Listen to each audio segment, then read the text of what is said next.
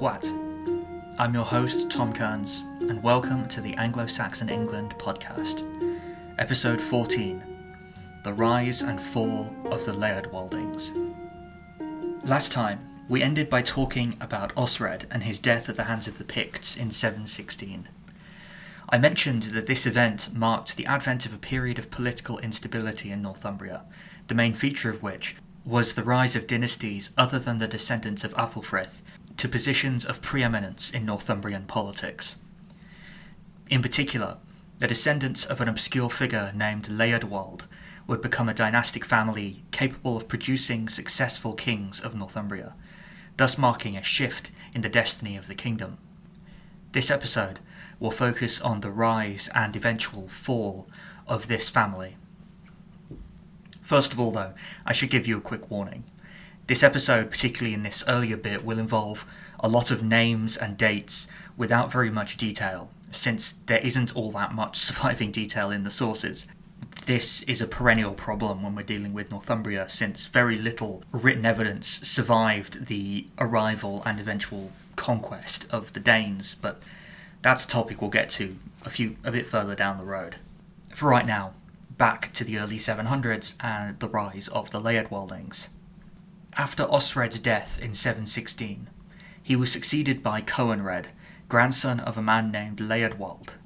The circumstances under which Coenred became king are obscure, but the brevity of his reign, 716 to 718, indicates that he may well have taken the opportunity of Osred's death at the hands of the invading Picts to take the throne through violence. Such would not be surprising given the rebellions that frequently arose in Northumbria upon the death of a king.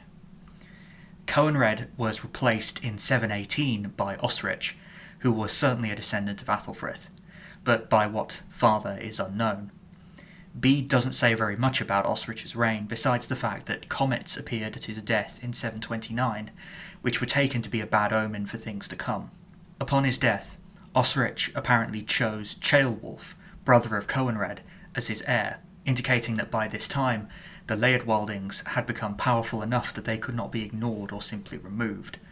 Or possibly this just indicates that by this time the line of Athelfrith had run low on viable male members to assume the throne. It was also around this time, that is the late 720s, that we see a key change in Northumbrian foreign policy. The Picts appear to have sought a more peaceful relationship with Coenred, Osred and Ceolwulf. Bede alludes to a treaty being signed in the mid to late 720s, and by 731 this peace was still in effect. The reason for this change is unclear. It's possible that in 716 Osred was forced into reigniting war with the Picts through factions in the Northumbrian court, while Osred shared Alfred's more peaceful aims. Or it may be that the rising power of the Leodwaldings forced Osred to seek peace abroad to focus on maintaining peace at home. The reason, whatever, is not clear, but certainly the decline of the Athelfrithings must have been reassuring to Northumbria's neighbours, since it was that family who had so often sought to subjugate their northern neighbours. Getting back to Ceolwulf. He's notable particularly for his close relationship with the venerable Bede. We know that the two discussed religion, since Ceolwulf seemingly had quite strong monastic interests. Bede also dedicated his ecclesiastical history to Ceolwulf, with the hope that it would teach him many good examples from the history of the English Church. Bede also recommended Ceolwulf to Eadberht, then Bishop of York, as an ally in ecclesiastical reform. This seems to have borne fruit, since it was during Ceolwulf's reign in 735 that York finally achieved archiepiscopal status. That is, the Bishop of York, Eadberht, then became Archbishop of York, Eadberht. This increase in status allowed the Archbishop of York to solve Northumbria's most pressing issue, which was that it had too few priests. Up until now, Canterbury had exerted control over Northumbria, and she was ill-equipped to respond to the needs of the Northern Church. Now that York had become an archbishopric, it was able to break up the kingdom's enormous diocese and increase the number of priests so that pastoral care could reach even the most remote villages. So Ceolwulf's reign is particularly notable for its religious elements, but this focus on religion shouldn't deceive us into thinking that his reign was somehow more peaceful than those of other Northumbrian kings. In fact, it quite clearly was not.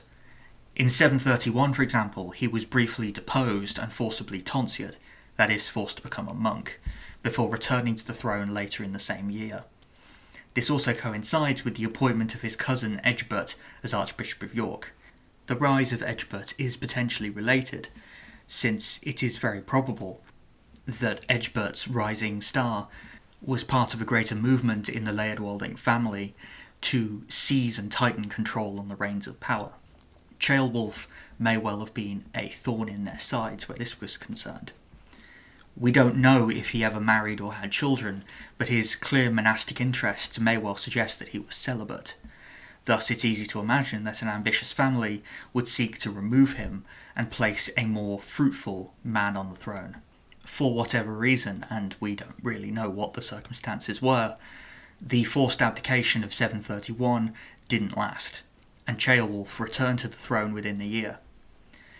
This second part of his reign, though, was apparently short-lived, and in 737 he willingly abdicated to live the life of a monk on Lindisfarne, where he died in 764, an age which suggests that he had been quite young when he succeeded Osred. When Ceolwulf abdicated, he named his successor as his cousin Eadberht, brother of Archbishop Eadberht. Early in his reign, Eadberht seems to have faced strong opposition from some noble families who had their own ambitions on the throne. Little's known for certain, but early in Eadberht's reign there is a clear tendency for the sons of noble families to suddenly be executed for unknown reasons. Eärnwine, son of the failed usurper Eadwulf, was killed in 740. In 750, Offa, the last surviving son of King Aldfrith, was taken from his monastery at Lindisfarne and put to death, seemingly on Eadberht's orders. These political killings seem to have aroused little opposition, probably due to the fact that Eadberht's brother was archbishop. Together, the brothers occupied the two most powerful positions in the kingdom, meaning that they had the resources to maintain order even while removing potential rivals. Plus, it must be remembered that political violence and political killings were not exactly new in Northumbria, so it's probable that Eadberht's actions were not seen as particularly controversial or unexpected. Just as removing his rivals suggests a desire to centralise power in the hands of the Leodwalding dynasty, so too the economic record of Eadberht's reign indicates a strong central authority and a booming economy. Eadberht's reign saw a resurgence in the minting of coins in Northumbria, coins which were emblazoned with the names of both Eadberht and Eadberht, indicating the extent to which the two were operating as a team. This economic centralisation also had the effect of drawing the ire of Pope Paul I, who wrote a letter to the brothers demanding that they return lands they had taken from the church. Seemingly they were attempting to boost their own wealth by plundering ecclesiastical lands and selling them off to potential supporters. Eadberht also revived Northumbrian imperial ambitions. In 740 we're told that he went to war with the Picts. Why isn't especially clear, but Alex Wolff has suggested that it may have been related to the death of Eärnwine. After his failed coup in 705 to 706, Eärnwine's father, Eadwulf, had been in exile among the Picts, and Wolff suggests that they may have attempted to place Eärnwine on the throne to have a friendly ruler in Northumbria.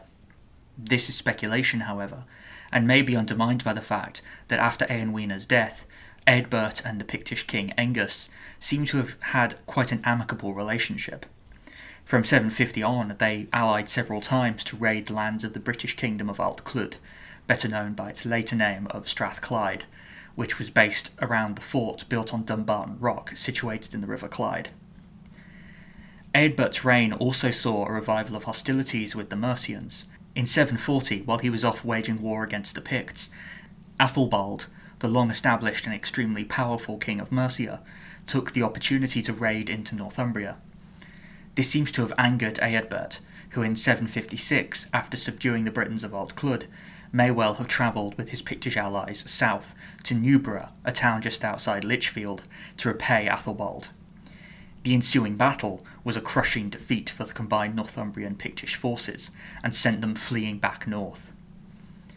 This defeat seems to have undermined Eadberht so much that in 758 he abdicated the throne in favour of his son Oswulf, and retired to a monastery in York where he died in 768. I said Eadberht abdicated because of the defeat, but really we don't know why he suddenly abdicated. Unlike Ceolwulf, who seems to have been more of a theologian than a king, Eadberht seems to have been quite a capable king, overseeing an economic boom and several military victories. But by 758, he clearly felt that it was time to go. Or did he? Whether this was his own choice, or whether he was forced to abdicate, is unclear. The fact that Oswulf was murdered by his own troops within a year of becoming king may suggest that trouble was brewing which forced Eadberht off the throne. One man in particular seems to have been involved in the death of Oswulf, and that man quickly capitalised on the power vacuum to have himself crowned king. Uniquely for this time, this man didn't seem to come from a family claiming descent from the semi-legendary founders of Bernicia and Dara. Instead, he seems to have been the son of a man who was personally favoured by Eadberht. That man's name was Moll, and his son would go down in the records as the usurper Leodwald Moll, who we'll talk about more in an upcoming episode. Thank you for listening. I hope you've enjoyed this episode of the Anglo-Saxon England podcast. As always, I've been your host, Tom Kearns. If you enjoyed this podcast, I would like to request that you leave a like or a positive review or whatever it is on whatever platform you use, since it really helps us to get exposure and attract more listeners. We also now have a Facebook page, so if you search for us on Facebook, and if you want to get updates on new episodes, you can always leave a like there, which would also be extremely appreciated. But that's all for this week. So, once again, thank you for listening, and I've been your host, Tom Kearns.